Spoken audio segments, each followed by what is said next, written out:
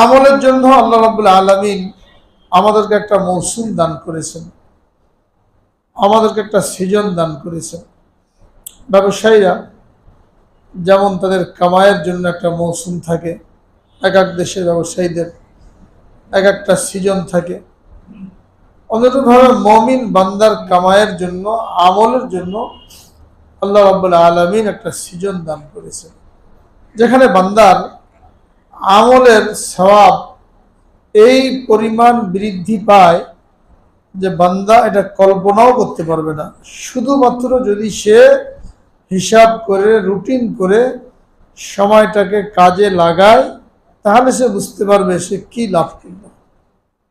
আর যদি রুটিন না থাকে, সময়ানুবর্তিতা, নিয়মানুবর্তিতা এইগুলো যদি না থাকে, এমনি হেলায় খেলায় সময়গুলি পার হয়, তাহলে সে কত বড় নিয়ামত থেকে বঞ্চিত হয়ে গেল, কত বড় মাহরুমির শিকার হয়ে গেল, এটা এখন তো বুঝে আসবে না। এটা হাসরের ময়দানে বুঝে আসবে, যখন তার করার কিছু থাকবে না।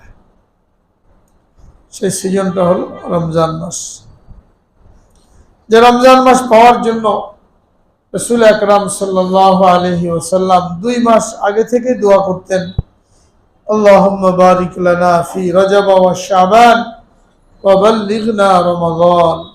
হে আল্লাহ, আমাদের রমজান, রজব আর শাবান মাসে বরকত দান করো এবং আমাদেরকে রমজান পর্যন্ত পৌঁছে দাও। 2 মাস আগে থেকে দোয়া করতেন। কেন দোয়া করতেন? যে 11 মাস যা কিছু আমল করছি, এই 11 মাসের আমল আর একটা রমজানের আমল অনেক পার্থক্য। সারা জীবন নফল আমল করলে ওটা ফরজের সমতুল্য হয় না। ফরজ এমন দামি এবং গুরুত্বপূর্ণ আমল, সারা জীবন কেউ যদি নফল রোজা রাখে, তাহলে রমজানের একটা ফরজ রোজার সমতুল্য হবে না। এই জন্য হাদিসের মধ্যে বলা হয়েছে, যে ব্যক্তি বিনা ওজরে রমজানের একটা রোজা পরিত্যাগ করলো, এরপরে যদি সে সারা জীবন রোজা রাখে, নফল রোজা, তো ওই একটা রোজার বরাবর হবে না। এত পার্থক্য ফরজ আর নফলের মধ্যে। কিন্তু আল্লাহ রাব্বুল আলামিন মেহেরবানি করে, দয়া করে আখেরি নবীর উম্মত হিসাবে আমাদের এই আমলের মর্যাদাকে এই পরিমাণ বর্ধিত করেছেন, বাড়িয়ে দিয়েছেন, যে রমজানে কেউ যদি একটা নফল রোজা রাখে, রোজা তো করতে পারবে না, নফল আমল করে, ওই নফল আমলকে একটা ফরজের সমতুল্য ঘোষণা করেছে। আর একটা ফরজকে 70টা ফরজের সমতুল্য ঘোষণা করেছে। রমজানে একটা ফরজ আদায় করা অন্য সময়ে 70টা ফরজ আদায় করা সমতুল্য সওয়াব। রমজানে একটা নফল কিংবা সুন্নত আমল করা অন্য মাসে একটা ফরজ আমল করার সওয়াব। তো আল্লাহ পাক মেহেরবানি করে আমাদেরকে সুস্থ রেখে এই রমজান পর্যন্ত আমাদেরকে পৌঁছে দিয়েছেন। আর মাত্র কয়েকদিন বাকি আছে, দেখতে দেখতে দিনগুলি চলে যাবে। এই নিয়ামতের শুকরিয়া হিসাবে আমাদের যেটা করণীয় এই মুহূর্তে, সেটা হলো এখনই আমাদের একটা ছক তৈরি করা, একটা রুটিন তৈরি করা, যে রমজান মাসটা আমি কিভাবে কাটাবো। নেকি কামায়ের এই মাস, বেশি বেশি আমি নেকি কামায়ের পিছনে কিভাবে ব্যয় করতে পারি, তার জন্য একটা প্রস্তুতি নেওয়া।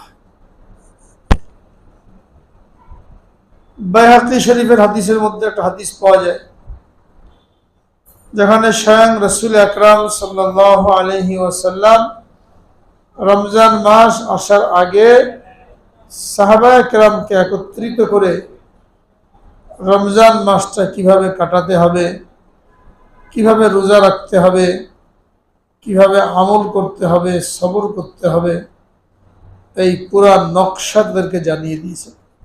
রোজা শুরু হওয়ার আগে সব সাহাবায়ে কেরামকে জমা করে রমজান মাসটা কিভাবে কাটাতে হবে এটা জানিয়ে দিয়েছেন। এর দ্বারা বোঝা গেল রমজান আসার আগেই একটা পরিকল্পনা তৈরি করা, যে মাসের একটা মুহূর্ত আমাদের অযথা নষ্ট না হয়, দুনিয়াবি অনর্থক কোনো কাজ কামের মধ্যে জরুরি কাজগুলো তো করতেই হবে। অনর্থক যে সমস্ত কাজ আমরা অন্যান্য সময় করি, রমজানে এরকম না হয়। প্রতিটি মুহূর্ত যেন আমাদের ইবাদত বন্দেগীর মধ্যে কাটে। এই জন্য আমরা রমজানের আমলগুলি করার জন্য রমজানের আমলগুলিকে আমরা 5 ভাগে ভাগ করতে পারি।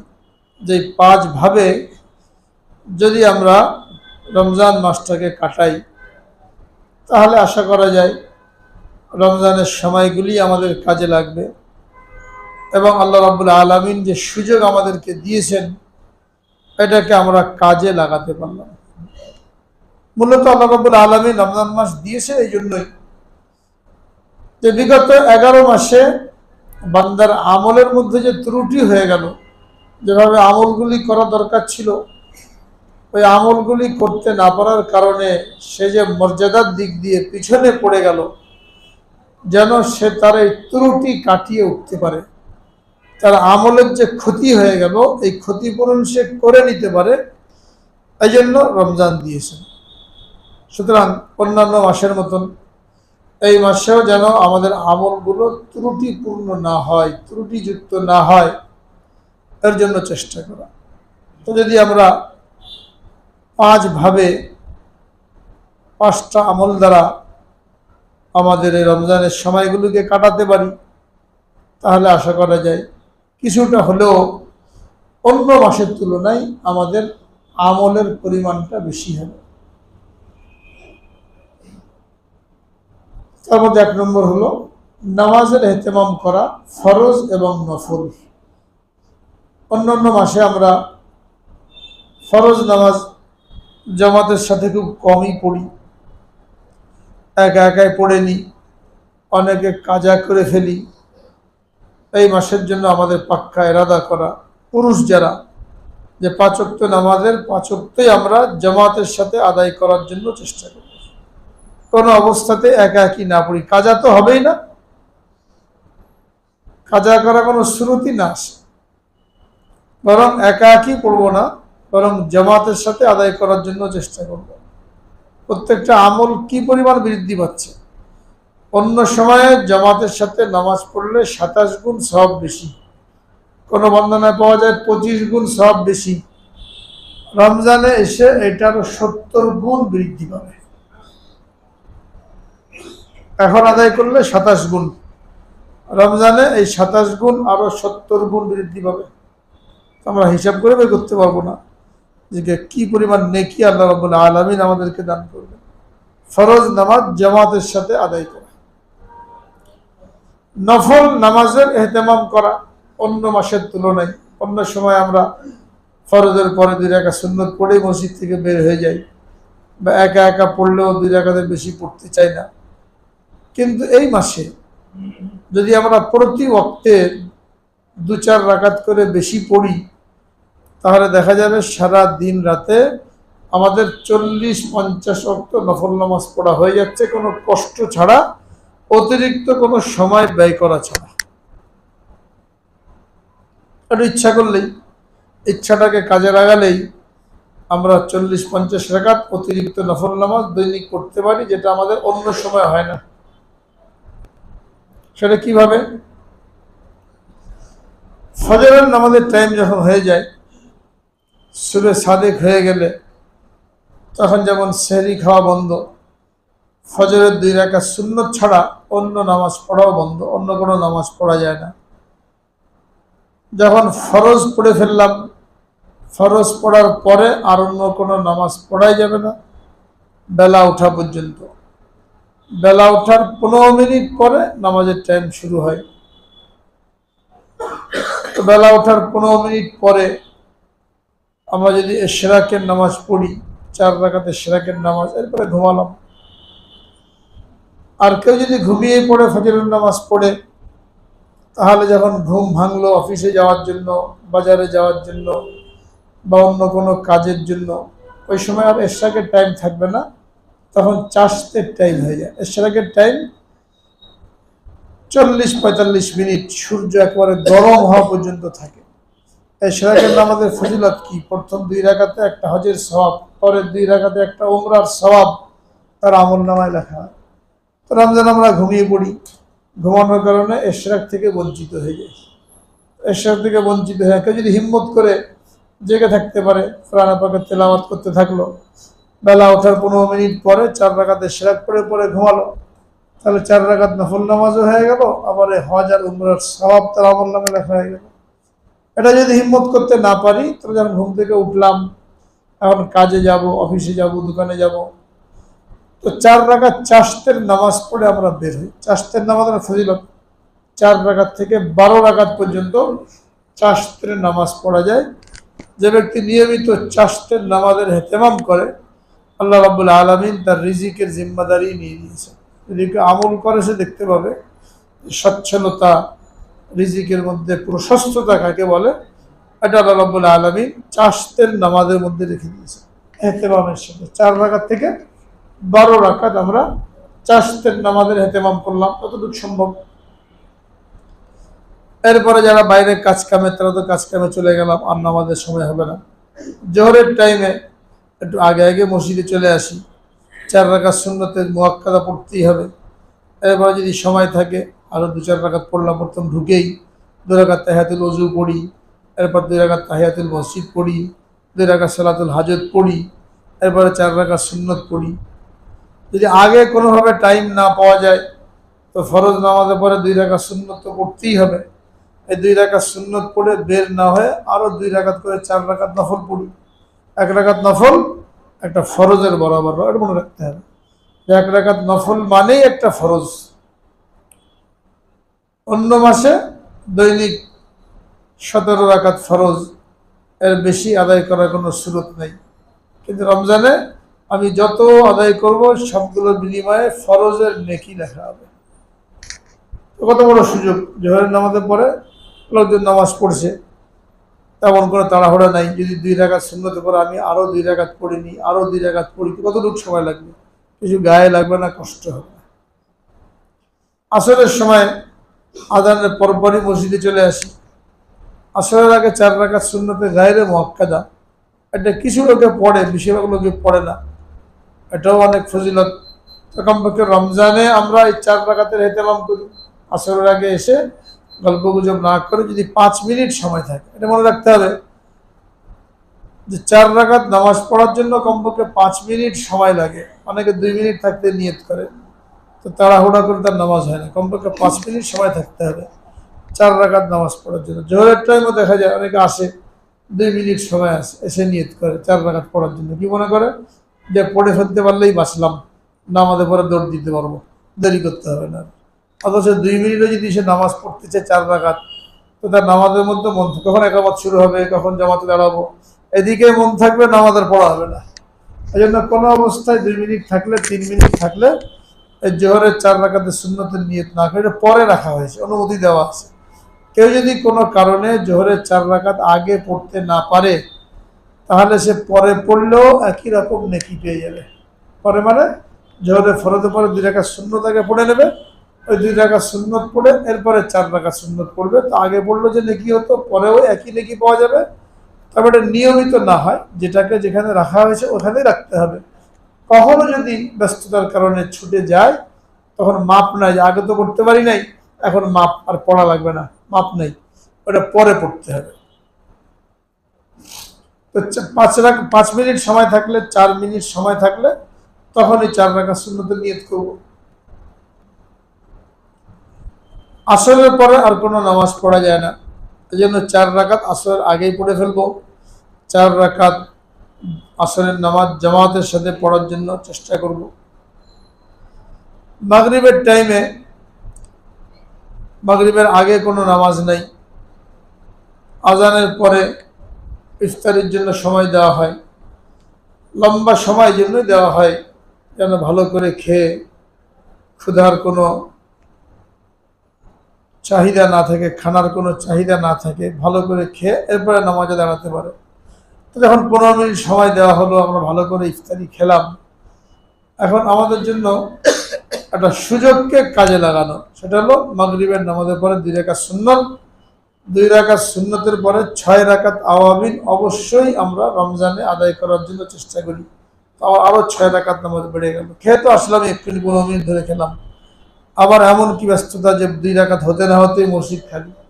বেশিরভাগ মসজিদে এরকম দেখা যায়, মাগরিবের পরে 2 রাকাত সুন্নত পড়তে না পড়তে মসজিদ খালি, আবার যে ঝাঁপিয়ে পড়বে ইফতারির উপরে। 15 মিনিট খেয়ে আসলো, এখনো খাওয়া পুরো হয় না, তো 6 রাকাত নামাজ পড়তে কতক্ষণ লাগে? 10 মিনিট লাগবে বা 6 মিনিটই লাগুক। এরপরে যেহেতু আমি খেতে পারবো, তো খেয়ে নিচ্ছে না, কিন্তু শয়তান ওই ধান্দার মধ্যে লাগিয়ে দিয়ে শেষ করতে হবে, বকেয়া এটা শেষ করতে হবে। তো কত বড় সব থেকে বঞ্চিত হয়ে গেলাম। 6 রাকাত আওয়াবিন, 20 রাকাত পর্যন্ত পড়া যায়, কমপক্ষে 6 রাকাত। অন্য সময় না হয়, কমপক্ষে আমার রমজানে একটু হেতরাম করে দেখি, 6 রাকাত আওয়াবিন পড়লাম মাগরিবের 2 রাকাত সুন্নতের পরে। এরপরে যে খানা পিনা করি, এরপরে ঈশার সময় এসে আগে 4 রাকাত সুন্নত, এটা গায়রে মুআক্কাদা, আসরের মতন অন্য সময় পড়া হয় না। এই রমজান মাসে কমপক্ষে এই 4 রাকাত পড়ি। এরপরে ঈশার নামাজ যখন হয়ে গেল, 20 রাকাত তারাবি, এটা সুন্নতে মুআক্কাদা আলাল কিফায়া, মসজিদের মধ্যে মহল্লার মধ্যে জামাত হওয়া জরুরি, জামাতের সাথে পড়া জরুরি, এবং 1 খতম কোরআনে পাক এই 20 রাকাত তারাবির মধ্যে শ্রবণ করা, এটাও সুন্নতে মুআক্কাদা। কোনো অবস্থাতেই, যতই ক্লান্তি থাকুক, যতই ব্যস্ততা থাকুক, কোনো অবস্থাতেই যেন এই তারাবি আমার কম না হয়। 20 রাকাত তারাবি 2 সপ্তাহ আগেও বলা হয়েছিল, রাসূল আকরাম সাল্লাল্লাহু আলাইহি ওয়াসাল্লাম নিজে আদায় করেছেন, আবু বকর সিদ্দিক আদায় করেছেন, 4 খলিফা আদায় করেছেন, এবং 4 খলিফা যেটা করে গেছেন ওইটা ওই একই রকমের সুন্নত, যেমন রাসূল আকরাম সাল্লাল্লাহু আলাইহি ওয়াসাল্লামের প্রবর্তিত নির্দেশিত কোনো বিষয় সুন্নত, 4 খলিফা যে বিষয়গুলি রেখে গেছে এইগুলো সুন্নত। আল্লাহ রাসূল সাল্লাল্লাহু আলাইহি ওয়াসাল্লামের যুগে তারাবির নামাজ পুরো মাস 20 রাকাত জামাতের সাথে হয় নাই, 3 রাত জামাতের সাথে পড়েছিলেন, এরপরে একা একা পড়েছেন। হযরত ওমর ফারুক রাদিয়াল্লাহু তাআলা আনহু তার খেলাফতের যুগে সবচেয়ে সুন্দর তেলাওয়াত করনেওয়ালা উবাই ইবনে কাব রাদিয়াল্লাহু তাআলা আনহুকে ইমাম বানিয়ে তার পিছনে সকলকে দাঁড় করিয়ে দিলেন এই জামাতের সাথে নামাজ পড়ার জন্য। তখন থেকে চলে আসছে। রাসূল আকরাম সাল্লাল্লাহু আলাইহি ওয়াসাল্লাম ইরশাদ করেছেন, ওমর যেটা চালু করবে ওইটাও এরকম সুন্নত যেমন আমার চালু করা সুন্নত। কাজে এখানে ব্যতিক্রম করার, ইখতিলাফ করার, মতভেদ করার কোনো সুযোগ নাই, যে ওমর কেন চালু করলেন, আল্লাহ রাসূল তো পড়েন না, আমরা কেন পড়বো, এরকম ইশকাল করা, আপত্তি করা, নিজেকে মাহরুম করা, নিজেকে বঞ্চিত করা। যারা বাংলা কিতাব পড়ে বেশি পণ্ডিত, এরা এই ধরনের ফিতনা সৃষ্টি করতে চায়, নিজেও 8 রাকাত পড়ে, অন্যকে 8 রাকাত পড়তে পারলে মসজিদ থেকে বেরিয়ে যায়, সামনে কাতারে নামাজ পড়ে ফিতনা সৃষ্টি করার জন্য মসজিদ থেকে বেরিয়ে গেল। কোনো অবস্থা 8 রাকাত পড়বো না, কামাই করার সুযোগ আল্লাহ পাক সুযোগ দিয়েছেন। 8 রাকাত পড়লে জীবনেও তারাবির মধ্যে খতম হবে না, অথচ তারাবির মধ্যে একটা খতম কোরআন শোনা, এটা সুন্নতে মুআক্কাদা। যারা 8 রাকাত পড়ে চলে গেল, সারা জীবন বঞ্চিত, নামাজের মধ্যে কোরআনে পাকের খতম তাদের দ্বারা হবে না। এজন্য চেষ্টা করব 20 রাকাতই পড়ব, এবং যেখানেই থাকি যেন এই জামাতের সাথেই পড়ি, যাতে আমার একটা খতম তারাবির মধ্যে হয়। একটা খতম হওয়া মানে কি? 70 খতমের সওয়াব। রমজানে একটা খতম আমি খতম করতে পারি আর না পারি, তারাবি এহতেমাম করলাম, তারাবিতে পড়লাম, তো 70 খতমের সওয়াব পেয়ে গেলাম। এর থেকে বঞ্চিত হওয়া, এটা হতভাগা না হলে আর কাদ্দার হবে। এটা যারা হতভাগা নিজেরাও বঞ্চিত হয়, অন্যকেও বঞ্চিত করে। তো অবশ্যই এহতেমাম করবো তারাবি। এরপরে সেহরির সময় একটু আগে আগে উঠে 2-4-10 রাকাত তাহাজ্জুদ পড়ার জন্য চেষ্টা করব, যেটা অত্যন্ত গুরুত্বপূর্ণ নামাজ। দোয়া কবুলের সময়, আবার নামাজের মধ্যে গুরুত্বপূর্ণ নামাজ। রাসূল আকরাম সাল্লাল্লাহু আলাইহি ওয়াসাল্লাম ইরশাদ করেন, আলাইকুম দাবুস সালিহিন, আলাইকুম বিসলাতিল লাইল ফাইন্নাহু দাবুস সালিহিন মান কানা ক্বাবলাকুম।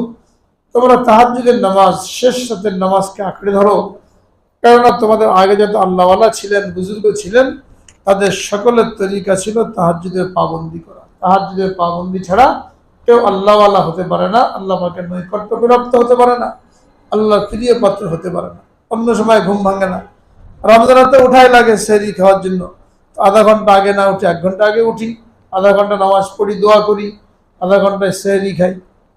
তাহলে এইভাবে যদি আমরা হিসাব মিলাই যে ফজর থেকে এই তাহাজ্জুদ পর্যন্ত 2-4 রাকাত করে পড়তে থাকি, তাহলে অতিরিক্ত 50-60 রাকাত নামাজ আমাদের হয়ে যাচ্ছে এবং এর জন্য আলাদা কোনো কষ্ট হচ্ছে না, অতিরিক্ত কোনো সময় ব্যয় হচ্ছে না। কি বলে সকলে, করা যায় না ইনশাল্লাহ? নিয়ত করি রমজানে আমরা এইভাবে ফরজ নামাজ এবং সুন্নত আর নফলের ইহতিমাম করার জন্য চেষ্টা করবো। আল্লাহ পাক তৌফিক দান করেন। এটা হলো 1 নম্বর বিষয়। 2 নম্বর হলো রমজান মাস কোরআন নাজিলের মাস। কোরআনের সাথে বিশেষ সম্পর্ক কায়েম করা, যত বেশি থেকে বেশি এই মাসে কোরআনে পাকের তেলাওয়াত করা যায়। শাহরু রমাদান আল্লাযী উনজিলা ফীহিল কোরআন, আল্লাহ রাব্বুল আলামিন জানিয়ে দিয়েছেন এই মাস সেই মাস যে মাসে কোরআন অবতীর্ণ করা হয়েছে, কোরআন নাজিল করা হয়েছে, যে কোরআন হেদায়েত, হক এবং বাতিলের মধ্যে পার্থক্য করে। স্বয়ং রাসূল আকরাম সাল্লাল্লাহু আলাইহি ওয়াসাল্লাম রমজানে হযরত জিবরিল আলাইহিস সালামকে কোরআন শোনাতেন 1 খতম, জিবরিল আলাইহিস সালাম নবীজিকে শোনাতেন 1 খতম। এজন্য উলামায়ে কেরাম বলেন পুরা বছরে কোরআনের হক হলো 2 খতম করা, যেহেতু রাসূল আকরাম সাল্লাল্লাহু আলাইহি ওয়াসাল্লাম রমজানে 2 খতম শোনাশুনি করতেন। তো সারা বছর যদি আমরা 1 খতম করি আর রমজানে যদি 1 খতম করি, তাহলে রমজানের তেলাওয়াতের পরিমাণও বাড়লো আর 2টা খতম হয়ে কোরআনের হক আদায় হয়ে গেল। এই হক আদায় না করলে কোরআন কিয়ামতের দিন আমার আপনার বিরুদ্ধে অভিযোগ দায়ের করবে। বেশি থেকে বেশি কোরআন পাকের তেলাওয়াত 1টা খতম করা একদম সহজ। রমজানে 1টা খতম করা একদম সহজ। সেটা কিভাবে? আজানের পরপরই মসজিদে চলে আসি, এসে গল্প গুজব না করে সুন্নত নফল যা কিছু পড়ার, এরপরে কোরআন পাক নিয়ে বসি। 20 পৃষ্ঠায় 1 পারা হয় কোরআন শরীফে, 20 পৃষ্ঠায় 1 পারা। যদি আমরা প্রত্যেক নামাজের আগে 4 পৃষ্ঠা করে পড়ি, তাহলে 5 ওয়াক্ত নামাজে আমার 20 পৃষ্ঠায় দৈনিক 1 পারা হয়। এগুলো কষ্টই হবে। একটানা 1 পারা পড়তে গেলে ঘুম আসবে, ওযু চলে যাবে, ঝিমুনি আসবে। কিন্তু যদি 4 পৃষ্ঠা করে পড়ি প্রত্যেক নামাজের আগে, তো 1 পারা কোত্থেকে খতম হয়ে গেল বুঝতেই পারবো না, কষ্ট হবে না। এটাও সহজ, ইচ্ছা থাকলে উপায় হয়ে যাবে। নিয়ত করতে হবে এই কমপক্ষে দৈনিক 1 পারা পড়ে 1 খতম করবো ইনশাল্লাহ। নিয়ত করলে আবার তৌফিক দেবে, যদি বেশি হয়তো ভালো। আমাদের বুজুর্গানে কেরাম আকাবেরিন তারা রমজান মাস কিভাবে কাটিয়েছেন এটা সামনে শোনানো হবে ইনশাল্লাহ। এতে করে আমরাও এগুলো শুনে উদ্বুদ্ধ হতে পারি। আজকে শুধু মূল রুটিনটা বলে দেওয়া হচ্ছে যে এইভাবে আমরা আমাদের রোজার মাসটাকে কাটানোর জন্য চেষ্টা করব। 1 নম্বর নামাজের ইহতিমাম করব, সুন্নত এবং নফল ফরজের নামাজ জামাতের সাথে। 2 নম্বর কোরআন তেলাওয়াতের ইহতিমাম করব, যেন কমপক্ষে 1টা খতম হয়, আর যদি বেশি হয় 4-5 খতম, তাহলে তো শোনাই সোহাগা, অনেক ভালো। মা বোনদেরকেও বাড়িতে যে এই কথাটা জানিয়ে দেব, যাতে করে তারাও এই রুটিন মতন তাদের সময়টাকে সাজিয়ে নিতে পারে। 3 নম্বর হলো দান সদকার ইহতিমাম। সারা বছরই আমরা টুকটাক দান করি, কিন্তু রমজানে যেহেতু প্রত্যেকটা আমলের সওয়াব বৃদ্ধি পায়, তো নামাজ ইত্যাদি তেলাওয়াত এইগুলির সওয়াব যেমন 70 গুণ পর্যন্ত বৃদ্ধি পায়, দানের সওয়াব 700 গুণ পর্যন্ত বৃদ্ধি পায়। রাসূল আকরাম সাল্লাল্লাহু আলাইহি ওয়াসাল্লাম রমজানে সব চাইতে সখী হয়ে যেতেন, দানশীল হয়ে যেতেন। এমনিতে সারা বছর দান করতেনই, রমজানে এই দানের পরিমাণ আরো বেড়ে যেত। এই জন্য আমরা চেষ্টা করব আমাদের দানের হাতকে প্রসারিত করার জন্য। আত্মীয় স্বজন, গরিব মিসকিন যারা মসজিদে নামাজ পড়তে আসি, তারা যদি আমরা নিয়ত করে নিই যে সারা বছর জুমার যখন কালেকশন হয় তখন তো 10 টাকা, 5 টাকা, 20 টাকা এরকমই দিই। রমজানের 4টা জুমা, এই 4টা জুমার প্রত্যেক জুমায় যদি আমি একটা 100 টাকার নোট দিই, তো 4 জুমায় 400 টাকা। পুরো রমজানে এই মসজিদে আমি 400 টাকা দিলাম। এতে কারো কোনো কষ্ট হবে কি বলেন? একসাথে 500 টাকা দেওয়া কষ্ট, কিন্তু 100 টাকা ছাড়া কোনো নোট না পড়ে পুরো রমজানে 4 জুমা, প্রত্যেকে যদি নিয়ত করে আসি আমি এই জুমা 100 টাকা দেবো, পরের জুমা 100 টাকা দেবো, তাহলে রিক্সাটা একজন গরিব মানুষ, সেও 1 সপ্তাহে 100 টাকা মসজিদে দেওয়ার নিয়ত করে কোনো কঠিন কিছুই না। দেখা যাচ্ছে এই 4 সপ্তাহে 400 টাকা হয়ে যাচ্ছে। এই জন্য আমরা আশা করব যে আগামী সপ্তাহে, আগামী রমজানে, আগামী জুমায় তো রমজান শুরু হয়ে যাচ্ছে, 10 টাকা 20 টাকার নোট আমাদের রুমালের মধ্যে না পড়ে, যেন 100 টাকার নোটই থাকে ইনশাল্লাহ। কি বলেন? হিম্মত করা যায় না? হিম্মত করে অন্যকে দাওয়াত দিই, হিম্মত করি, সব একদম সবাই 100 টাকা করে দিই, জমা 400 টাকা, কোনো কঠিন কিছুই না। মসজিদের তারাবি যেন সুন্দরভাবে হয়, আরামের সাথে হয়, যেন ব্যবস্থা করা হচ্ছে, সংস্কারমূলক কাজ করা হচ্ছে। উপরের তলা 3টে নতুন এসি লাগানো হয়েছে, ফরজে হাসানা নিয়ে লাগানো হয়েছে। গত ওখানে কষ্ট হয়েছিল, পুরাতন এসি থাকার কারণে অত বেশি ঠান্ডা হয় নাই, নিচে চাপাচাপি হয়ে যেত। তো 3টা ইতিমধ্যে লাগানো হয়ে গেছে, 5টা দরকার মোট, একেবারে নতুন লাগানো হয়ে গেছে আলহামদুলিল্লাহ। তো ঋণটা যেন পরিশোধ হয়ে যায়, রমজানের মধ্যেই পরিশোধ হয়ে যায়, আপনাদের আরামের জন্যই লাগানো হয়েছে। এটা ফিকির করা এবং এইভাবে সম্ভব যে অন্য মাসের তুলনায় এই মাসে আমরা আমাদের দানের হাতকে বাড়িয়ে দেব। এটা 3 নম্বর। 4 নম্বর, সৎ কাজের আদেশ, অসৎ কাজের নিষেধ। কোনো ঝগড়াঝাটি না, মারামারি না, তর্ক না। রমজান মাসটা একবারে মাটির মানুষ হয়ে যায়। মাটির মানুষ আমরা, বাস্তবে মাটির মানুষ, কিন্তু কাজের মধ্যে যে মাটির মানুষ হতে পারি না। রমজান মাসে একেবারে মাটির মানুষ, কোথাও কোনো ঝগড়া নাই, তর্ক নাই, উচ্চস্বরে কথা নাই, এমনকি ঘরের মধ্যে বিবি বাচ্চার সাথেও উচ্চ বাচ্চা না, একেবারে সবরের মাস, সমবেদনা পেশ করার মাস। সৎ কাজের আদেশ, অসৎ কাজের নিষেধ, অন্যকে বলতে থাকা, নিজে আমল করতে থাকা। আর 5 নম্বর হলো এইগুলি করতে পারি আর না পারি, গুনাহ থেকে বেঁচে থাকা। গুনাহ থেকে বেঁচে থাকা জরুরি। অনেক নামাজ পড়লাম, তেলাওয়াত করলাম, নফল নামাজ পড়লাম, কিন্তু বাকি টাইম আবার মোবাইল নিয়ে ব্যস্ত হয়ে গেল। করাশি পড়ে ফেললাম 1 পারা দৈনিক, নফল নামাজ পড়ে ফেললাম 50 রাকাত, এরপরে বাকি 1-2 ঘন্টা মোবাইলের মধ্যে কি হচ্ছে দেখি, ফেসবুকে ঢুকলাম, ইউটিউবে ঢুকলাম, ওখানে আবার মোতালা করে আসলাম, তো যা কিছু কামাই করলাম শেষ। রমজান মাসে কমপক্ষে গুনাহ থেকে বেঁচে থাকা। গুনাহর সবচেয়ে বড় মাধ্যম হলো মোবাইল। এই জন্য সকলে নিয়ত করি যে জরুরি কথা ছাড়া, অফিসিয়াল কাজ ছাড়া, ব্যক্তিগত কথা ছাড়া বাকি যে কাজের মধ্যে আমরা মোবাইলের পিছনে সময়গুলি নষ্ট করি, এটা রমজান মাসে অন্তত করবো না। ছেলে মেয়েকে করতে দেবো, সবাইকে কন্ট্রোল করবো, বিবিকে বলে দেবো, ছেলে মেয়েকে বলে দেবো যে সময়টা মোবাইল নিয়ে থাকি, এই সময়টা আমি কোরআন শরীফ নিয়ে বসি, কিতাব নিয়ে বসি। শুধু কোরআন শরীফ পড়া কোনো জরুরি না, কিতাব নিয়ে পড়েন, মাসালা মাসাইল পড়েন, বুজুর্গরা কীভাবে রমজান মাস কাটিয়েছেন এইগুলো পড়ি, পড়ে আমাদের রমজানকে এভাবে সমৃদ্ধ করার জন্য চেষ্টা করি। এই 5টা সংক্ষেপে বলা হলো, এগুলো ব্যাখ্যা সামনে আস্তে আস্তে আসবে। 1 নম্বরে কি বললাম? ফরজ নামাজ জামাতের সাথে এহতেমাম করা এবং বেশি বেশি সুন্নত আর নফল পড়ার জন্য চেষ্টা করা। 2 নম্বর, বেশি থেকে বেশি কোরআনে পাকের তেলাওয়াত করা। 3 নম্বর, দান সৎকার পরিমাণ অন্য মাসের তুলনায় বাড়িয়ে দেওয়া। 4 নম্বর, সৎ কাজের আদেশ, অসৎ কাজের নিষেধ, এইটার মধ্যে লিপ্ত থাকা। আর 5 নম্বর, গুনাহ থেকে বিশেষভাবে বেঁচে থাকা। এই কথাগুলি আমরা বাড়িতে যেয়ে, বাসায় যেয়ে মা বোনদেরকে বলে দিই যে আমাদেরকে 5 ভাবে রমজান মাস কাটাতে বলা হয়েছে, এবং অন্যান্য বন্ধু বান্ধব যারা আছে এদেরকেও জানিয়ে দিই। তাদের নিকটে কথাগুলি পৌঁছানোর কারণে তারা যে আমল করবে, আমি পৌঁছে দিলাম, আমিও ওই পরিমাণ সওয়াব পেয়ে যাবো ইনশাল্লাহ।